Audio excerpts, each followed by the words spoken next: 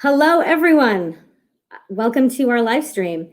I'm Cindy Schwartz. I am a senior group manager at Quantum's Management Services. As you know, you're on our page, and I am a regular contributor to our YouTube channel. We've also created this live stream as a way, another avenue for us to bring you fresh topical content on a regular basis. So this being our premiere episode on this channel, I am so excited to bring you all today this subject. It's been something that I've been thinking about and talking about with people for weeks. I'm excited to give it oxygen and a place to breathe and a place to reinforce positive behaviors. So just to jump into what we're going to be talking about today. So since the beginning of the lockdown, this theme kept emerging in conversations that I was having with candidates, with clients, with people in my network. There was like this malaise that people were feeling, but they were having a hard time identifying what it was. I read a lot of articles in the beginning talking about Zoom fatigue. So staring at the screen all day was really exhausting. And I agree. I think a big part of it is definitely and was definitely that. But it seemed this thing felt bigger than that. So fast forward a couple of weeks, we had this sponsored training through work. And the trainer was talking about adapting to working from home. We're all more used to working in the office. And the trainer pointed out a study that some research was being done about this new trend in the corporate world where people were feeling a lot of guilt as a symptom to their stress and anxiety. This really resonated with me because guilt is not something we normally really feel at work. Guilt is usually an emotion that's tied to our relationships, to our families, more to our personal life. But then I thought, we don't really have a personal life or a work life anymore. Everything's one big day. All these emotions that we're feeling about everything that's happening to us, it's personal, it's professional. So all these emotions are bleeding into each other. We're spending all day in the same space. So I was really fascinated to take this concept for a spin and see if other people outside my immediate, first circle network were experiencing this. So I posted on LinkedIn, and I could not believe how overwhelming the response was. People chiming in to talk about their experience, people sending me private messages. I even had someone reach out to me and ask if I could give her the name of the trainer because she wanted to be able to train her managers and her staff about this feeling that I had all of a sudden named. And everybody was like, oh my God, yes, I identified. This is, some people were like, this is what I'm feeling. And I have to be honest, I'll say as well that for some people too, I also got messages that these circumstances brought out the best in them. They were channeling their energy into bigger projects. They were thriving in this type of an environment. But for other people, they were feeling left a bit paralyzed and not really knowing what to do next. So this is geared for everyone, but I think this will be especially helpful for people who, as we move into phase 2, I realize that recovery efforts are happening, but we're still going to be working from home for a while. So if you have some existing feelings, we need to kind of work them out so that going forward, you can set positive habits and behaviors. What was also interesting about the conversations that I was having with people is that it seemed that the guilt as a symptom was hitting them where they were personally most vulnerable. So I thought it would be a good idea to set up and define what do I mean when I say guilt, because it maybe means different things to different people. So some examples of guilt that people shared with me was guilt, for example, that their colleagues were furloughed and they're a survivor in their company. So feeling bad that someone that they love and care about, a colleague, that they don't have that interaction with them anymore, and they feel bad that that person has been laid off. This was a big one. Guilt so you feel like you're not trying hard enough because you're not succeeding like you were before because the standards are different. And so you think you're not good enough, and so you're working longer hours, you're working through your lunch, you're not making time for yourself on a personal level. And so then you feel guilty about working too much and also feel guilty that you're not doing well. Guilt that you're not succeeding in the same way, so you don't know how to measure your success anymore. Guilt that you're letting down your team as a result of all of that, not knowing where to kind of position yourself. This was probably the biggest one, guilt on being a parent. How do I be a parent and be a teacher and be an employee? And, if you're a manager, also make sure that my employees are happy. There's too much going on there. So it's a lot of conflicting things that we're feeling. And so it's causing this malaise with us. So I thought to myself, I gathered all this intel and I thought, wow, it's so interesting that I've identified this, but I'm a call to action kind of person. What am I going to do with this information? I feel like there's this call to action of what I need to do. So I had this light bulb moment. I need to call Dr. Joe Flanders from Mindspace Wellbeing.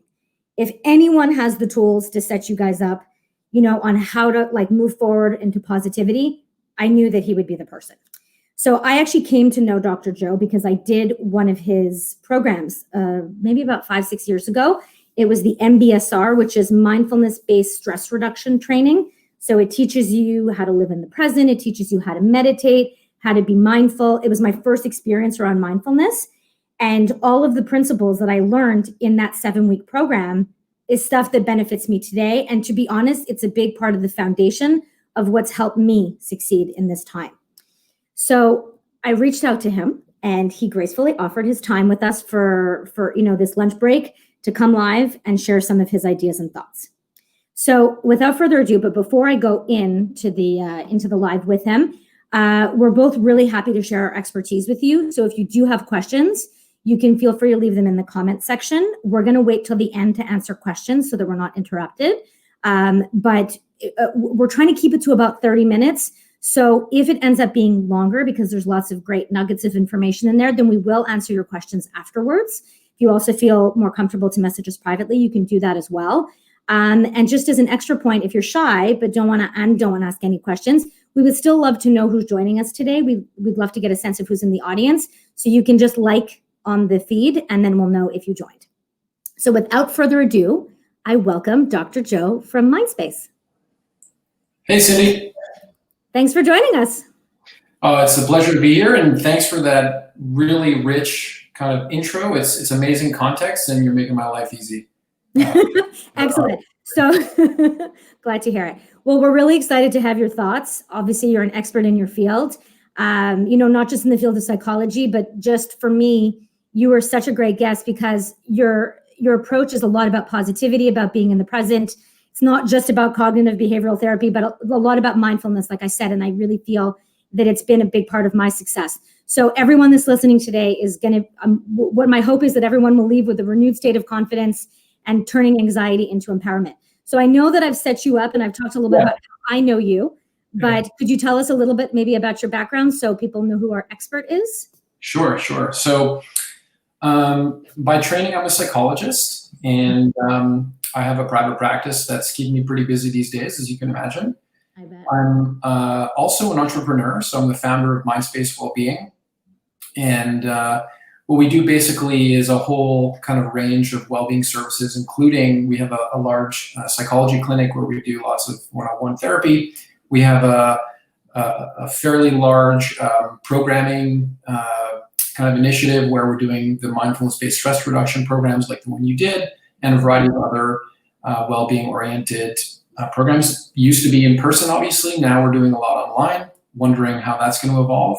We also have a fairly large consulting practice for organizations that are interested in building competencies in well-being, and mindfulness is one of the big levers there.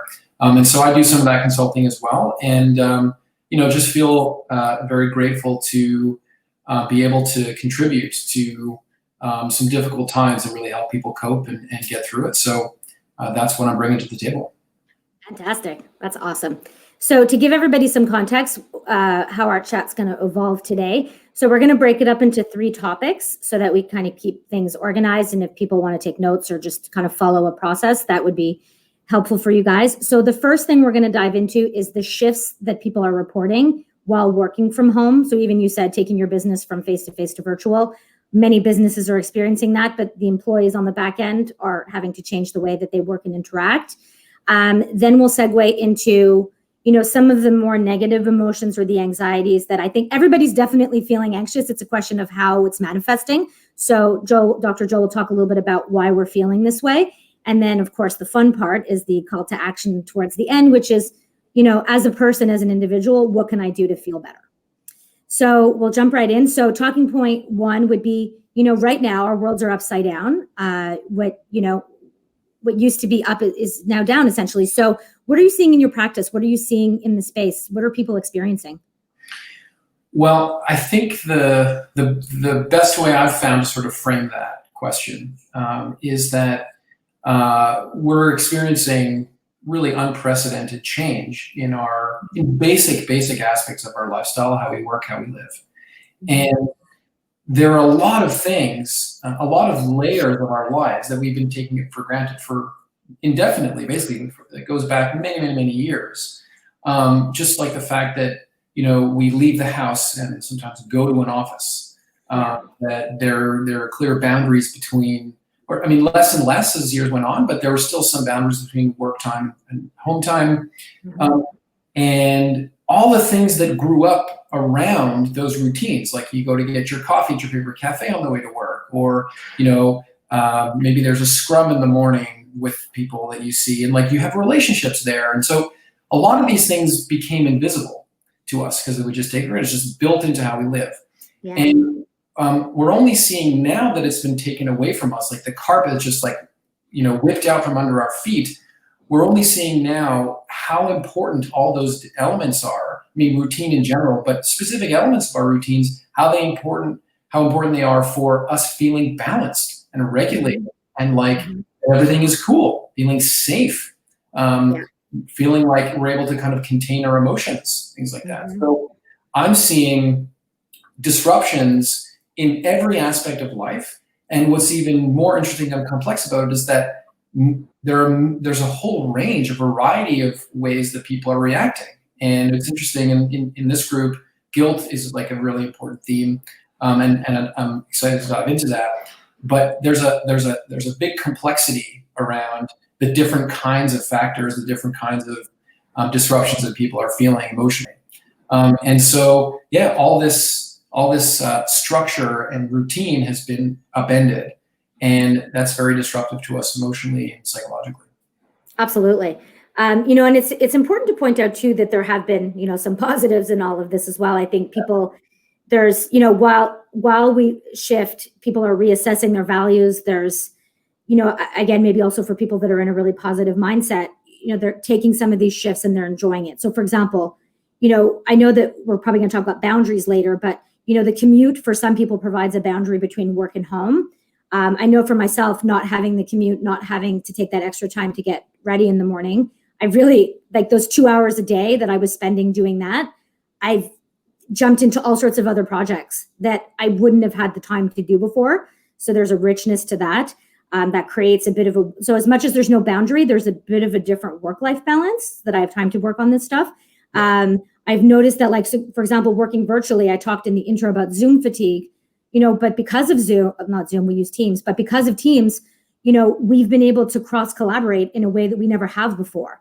Like Ontario, we have our Ontario office, we have our Quebec office, and sometimes people didn't even know what our colleagues in Ontario look like.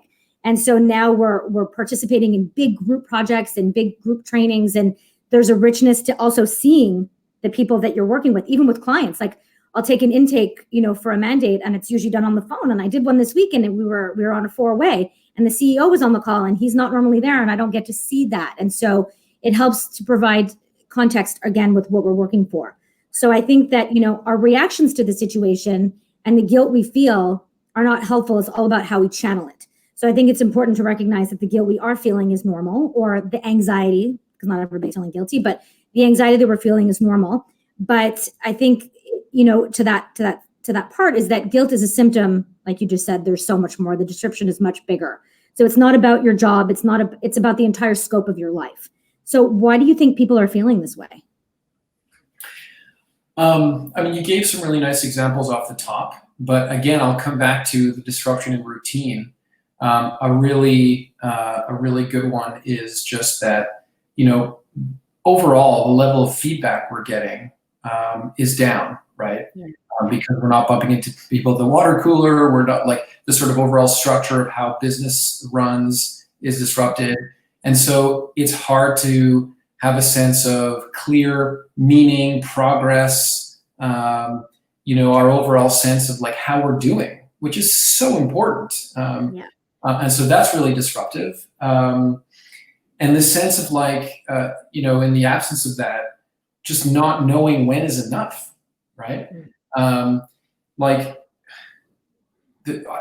many cases, communications with managers are happening less, and just the day-to-day boundaries of how we work. Like, you come into the office and maybe you just spend 5-10 minutes checking in with friends or whatever, And then that's just gone. So it's like, oh, do I start right away? But maybe that transition is actually useful for your mind to just sort of settle in. And then lunch, it's like, well, so you're just eating your sandwich and there's crumbs, going all over your laptop keyboard as you're doing it all at the dinner table or the dining room table there. It's just a mess, right? And again, the structure, the routines that we had in place really contained how we felt about our performance, about our role as a parent, about our role as a manager or whatever. And it's really just crumbled in many cases, and in varying degrees for people. But I think that's where, and I think you said it beautifully off the top, that it's going to affect us emotionally where we feel most insecure or vulnerable. And that's why we see people complaining about different things, like different aspects of this disruption are difficult for different people in different ways. And so the real challenge here is like, how do you lead with your humanity, right? There's so much we were able to take for granted. So much was streamlined, right? Now it's complexity. And if you're in a complexity mode, it's like, okay, well, there's another human being across from there. I have kids, they don't. So it's maybe a huge difference in experience. How do I connect with this person and understand what they're going through and start from there? And so I think that's a big challenge. We're just not used to doing that. And it's tiring. It's very demanding psychologically. Yeah. I think to break that into like layman's terms, how I see it as a visual is that, the expression, like, we wear many hats. We're wearing the same hat all day. So like, you don't know. And that's the hat is like, when you switch the hat, that's the boundary. So like when you're parenting, you're wearing one hat. When you're a manager, you're another hat. When you're an employee, you're another hat. And now we're just always wearing the same hat. Every day is the same. There was a joke that like Thursday is called Blarg's Day. Like there's no more of that delineation between time or anything. So that makes sense. Yeah. Now for the good stuff, for the positive. Yeah. So the good news is that we have the power to change our reactions. I have a saying, don't let your day control you. You take control of your day. Sometimes it's about small habits, and which I'm sure Dr. Joe will go into. But the good news is that your employer wants you to be happy. And even when we talk about those hats, like your boss is probably also struggling because they don't know, they don't know your reality. None of us know each other's reality. So it makes it tough. But I think that ultimately employers want people to succeed. And what I've noticed, and this is just an observation, is that most of the guilt is self-inflicted. So, I think transparency is key for me, within my team, within my network of people. Speak up, tell people what you need, ask people what they need. I think the transparency at this point is key. But Joe, if you could talk to us about, your thoughts on it and maybe some practical tips that people could walk away with in terms of feeling great. Sure. I hesitate a little bit to lead with this first point because everyone's heard it 100 times, but I can't stress it enough. If there isn't a structuring routine imposed on you to some extent, it really becomes essential to build that in. And that doesn't mean you have every 15-minute chunk of time accounted for. What I tend to recommend to people is that they pick 3 non-negotiables for their day. Okay. And, it could be any number of things. It'd be like going out for a walk for 20 minutes or 40 minutes, whatever you can manage, having some time to sort of decompress and just recover. Because it's another major challenge here is there's no transition time. It's like Zoom meeting, lunch, work on an email, Zoom meeting, and the whole day just goes, right? So you got to have boundaries. You have to have transitions. I think maintaining regular sleep hours is super important. So I might make that one of my non-negotiables. Pick 3 things that are very important that you need to stay regulated.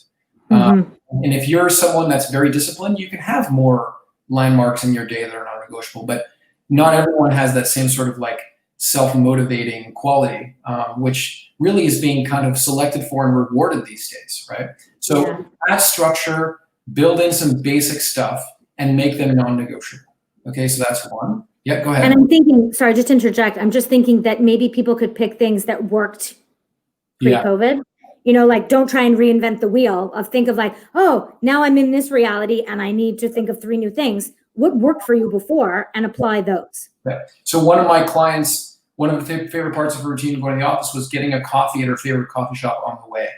So now she actually leaves her house, walks around the block, and goes back in, because that was an important, and it's non-negotiable now, and it's really working for her. So it's an example. Something that I like to do, and it's challenging but very rewarding, is taking, I don't know, a minute, 5 minutes, whatever sort of works. First thing in the morning, I want to set the agenda for my day. It's what you said earlier. And so I'll do a very brief kind of, mindfulness practice. And I have an audio guide, which I'm happy to share with people. It's just like a grounding exercise and centering. And then once you've landed in the present moment, you take 10 seconds to just sort of review what the top 1 to 3 priorities are for that day. And everything else you can sort of fit around that, but it's really important not to let email and other things sort of set the agenda for the day. And it's really nice to practice that in the morning after a brief sort of settling practice using mindfulness. Maybe a third thing I'll mention, which is something you raised earlier, which is there are some positives that have come out of this whole experience. And there are things that, unless they're sort of maintained in the transition back to normal, whenever and whatever that's going to be, they might be maintained, but many of them may not be. And so there are some positives, and it's incredibly important to make sure that we create some space for gratitude around that. And that's like thinking about it, pausing, letting it sort of sink in or marinate in it for a moment, and just feeling like, yeah, there's some difficult things that are happening, and also this is wonderful. And I know for myself, I'm spending more time with my kids, and that's been difficult at times, but other times it's been truly incredible. And I know I won't have this opportunity again.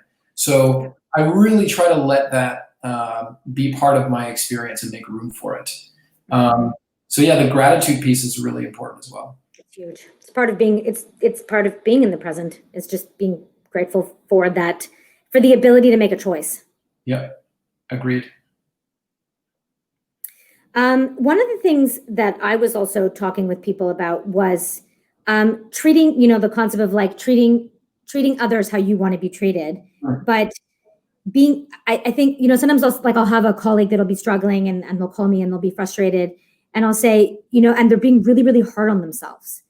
And it's like, would you be this hard on your colleague? Would you be this hard on your kid? Would you be this hard on your partner? And no, again, it's back to the self-inflicted, So I think be kindness towards yourself, recognizing that you are in a different reality, shifting, your performance expectations on the job might not be what they used to be, but so adjust them, even for myself, like the way that I work now is different than the way that I worked before, but I wrote down, even setting priorities, but even bigger goals. Like, this is what I hope to achieve this week or this month or this quarter or whatever, just to stay connected to new goals. But I think back to my earlier point is that transparency with your managers, and if you're a manager, transparency with your employees is key. I think at the end of the day, if everybody's clear on what they need and everybody raises their hand and says, this is what I need, and they can approach themselves with the same kindness that they would offer their employee or their manager or their colleague, I think that it can go a long way to people feeling less bad.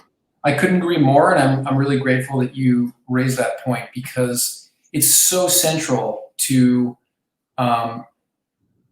what creates the difference between feeling a bit stressed or feeling like there's some adversity and burnout and anxiety and depression. Mm-hmm. That's a huge piece there.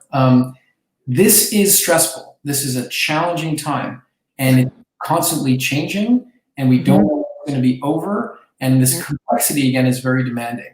And so the guilt and the grief and all the stress that we feel, those are going to be there. It's just normal. It's how our bodies and our brains work.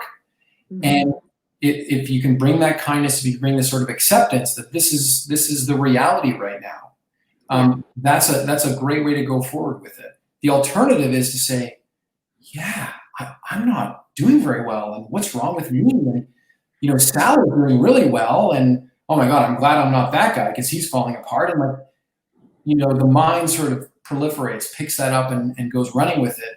And that becomes the new habit. And if you let yourself go down that path, you can turn adversity into a real breakdown. And resilience is really what we're going for here. And kindness and acceptance are they're totally essential for resilience. Yeah. And one of the things I didn't end up talking about earlier was comparative guilt. So comparing yourself to another person's situation, you just touched on that. There's a great quote that I like. It's on my daily mantras. And it was Theodore Roosevelt that said it: comparison is the thief of joy. And it's always true. And I feel like it's more true now because, again, with the example of people wearing different hats, you don't know someone else's reality. So on paper, someone might look great. On Facebook, they might look fantastic. And even if they are good, they're experiencing their own anxieties. This is hard for everyone. And actually, this whole pandemic, one of the things that's given me a lot of comfort is that the entire world is experiencing it together.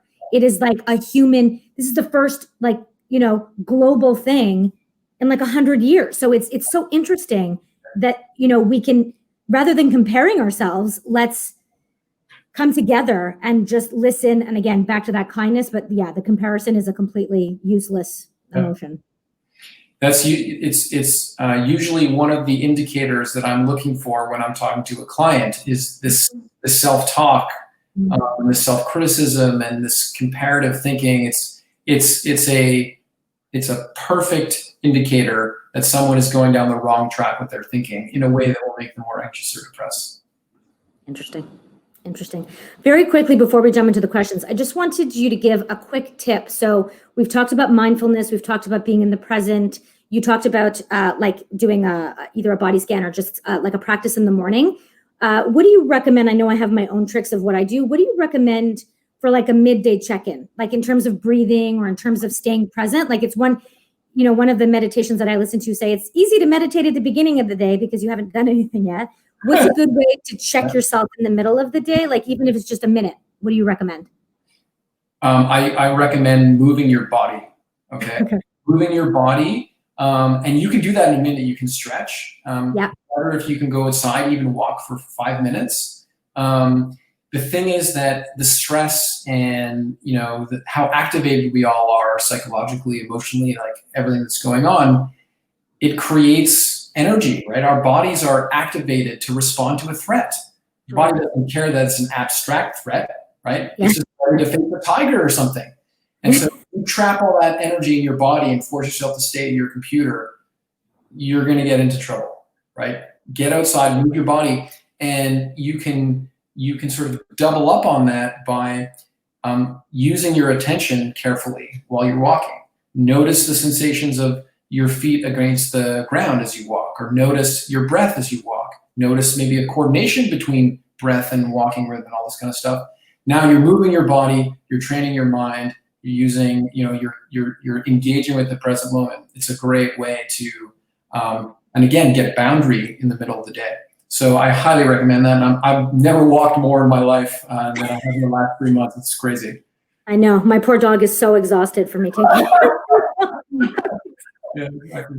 He's looking at me, please let me take a nap. But one thing to add to that, and it's something that I had to do myself, is that I was bringing my phone on my walks with me at lunch.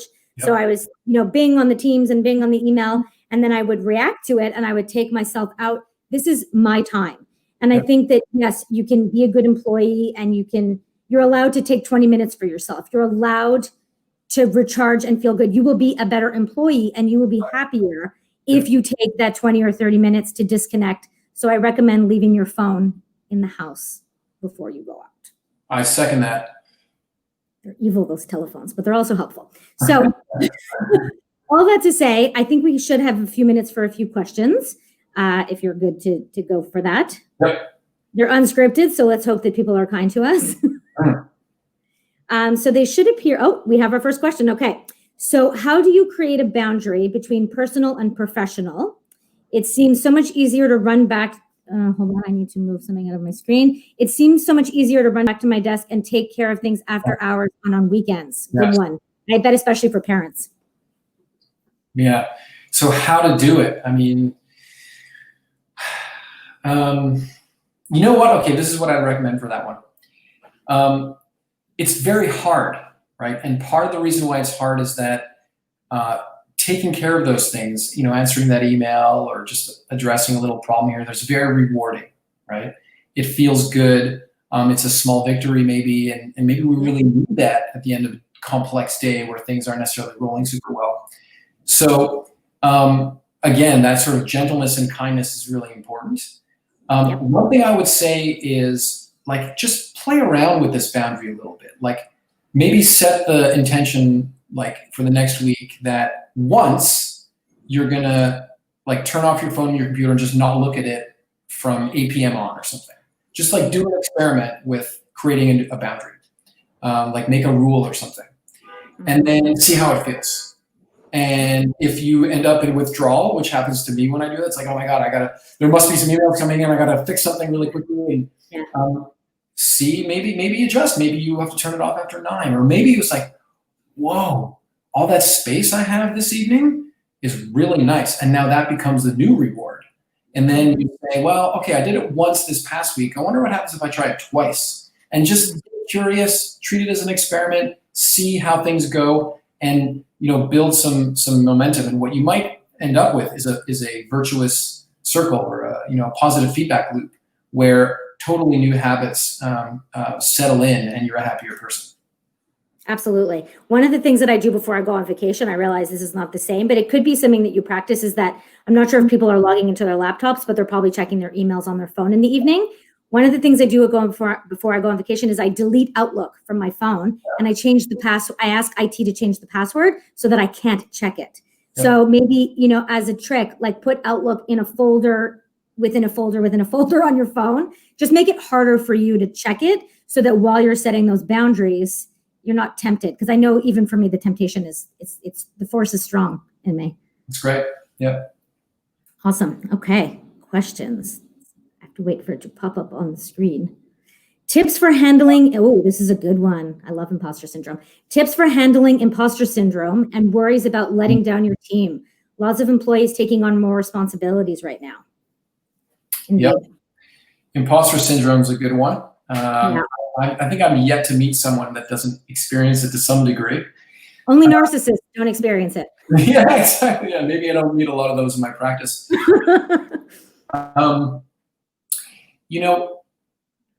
On imposter syndrome, what I would recommend is to get curious. Again, you're going to hear this theme a lot from me. Is get curious and take an interest in how you're talking to yourself. What are the recurring themes in the way you think about yourself, describe yourself, compare yourself to others? And I'm willing to guarantee that there are some exaggerations and distortions in those descriptions. Okay, and this is what cognitive therapy is all about. It's just to become really sensitive to the story that you're telling yourself about yourself. Mm-hmm. There's a whole, in the sort of mindfulness approach, the whole idea is like just to get a little distance from the narrative altogether. Yeah. But another approach, and something that if we're going to deal specifically with imposter syndrome, is how am I talking to myself specifically here? Like write it down. What are the words that I'm using? How does it feel in my body when I'm thinking these things? Do I want to continue down this path with these thoughts? Or is there some other more balanced way of thinking about this issue? And it takes a little bit of practice, but the more suspicious you can become of your thoughts, especially these negative self-critical thoughts, the more space will open up to more realistic and more well-being enhancing ways of thinking. Totally. And even I've found in many of the practices, journaling, for example, like if you write down those thoughts, so when they're in your head, they go on a loop. Yeah. Whereas when you write them down, it gives them place to breathe. Yeah. And then maybe you're able to put it down, and maybe it comes back, and there's recurring themes, I think, in people's lives. But yeah, I think sometimes just writing it down gives you the permission to get it out of your head. Yep. Sounds good. I think we should, time for one more question? Sure. Perfect. Okay. We're ready for you, Mr. Question. Okay. Ooh, this is a good one. Okay. What are your favorite meditation apps? So, I get this a lot. I'm really blown away by that whole industry, like what's happened, that people are carrying like meditation teachers in their pockets all the time. It's incredible. And I would say my three favorite, and this might kind of position me in some people's eyes, but I really like Sam Harris. Sam Harris has an app called Waking Up, and I say that with some reservation because he also has a podcast that covers some very controversial political topics, and I'll just sort of remain agnostic on some of those things. But his meditation app is incredible, and he's a really good meditation teacher. I also like a more traditional app called Calm. It's just the design is beautiful. And finally, Dan Harris, who's a very well-known ABC News anchor, or was actually, he quit to focus full-time on this new project. He has an app called 10% Happier. And what's cool about that one, he does interviews, like video interviews, very well-known meditation teachers. So it's just super well done. They have a nice budget, and everything is done at a very high level. So those would be my top three. My favorite one, and I feel like it was you that told me about it when I took the course. So I had no meditation experience prior to taking your MBSR. Was Insight Timer? Did you use that one? Yeah. So I feel like it was you guys that recommended it. So I've had even though I've been meditating for many years, I still have a hard time being in silence. So for anyone out there that thinks like that doing it in silence is easy, it's not. Even after years of building a practice, it's hard. And so I use Insight Timer. I've been using that one for years. I love it. It's got thousands of teachers. It's got spiritual classes, non-spiritual classes, people that kind of get straight to the point. My favorite meditation person is David Gandelman. He's very direct in his approach. I think it works well for my personality. And he talks very pragmatically. So he has one, for example, on acceptance. So whenever I'm feeling irritated about something that I'm not accepting, it's outside of my control, I listen to this 10 minutes and just breathe. And I walk away always being able to kind of release attachment to whatever was kind of dragging me in. It's very practical without having that kind of spiritual component. That's awesome. I love Insight Timer. I use it as well. And I'm not sure if they have any structured sort of classes or sequences or whatever.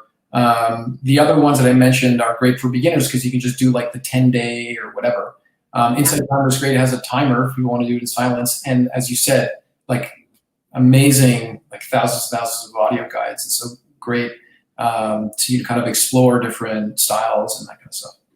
Yeah, while you figure out what your style is and what you feel comfortable. And as a last point, I know that for people who have never meditated before, and this seems terribly terrifying, 5 minutes a day sometimes is all that that's a good place to start. 1 minute a day, 5 minutes a day. It's committing to a new ritual. And I think that can be very powerful. Yep, agreed.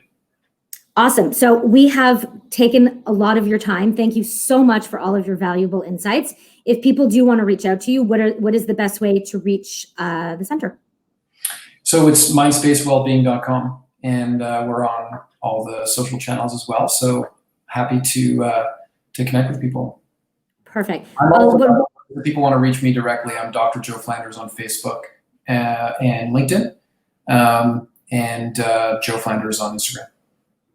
Perfect. And what I'll do is in the chat notes afterwards, we'll indicate the website and the spelling of your name and everything, just to make sure that people can access you. I'll also mention, if you don't mind, Cindy, that I discuss a lot of these topics in my podcast called the Mindspace Podcast, and there's lots of stuff about workplace well-being and meditation, and even a recent one on diet and stuff. So lots of great resources there as well.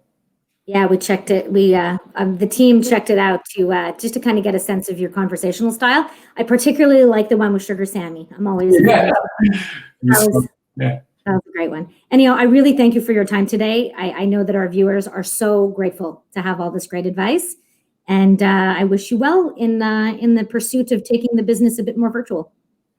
Thanks for having me. It was really a pleasure, and best of luck to you and everyone else. Thank you so much. See you soon. Okay, bye.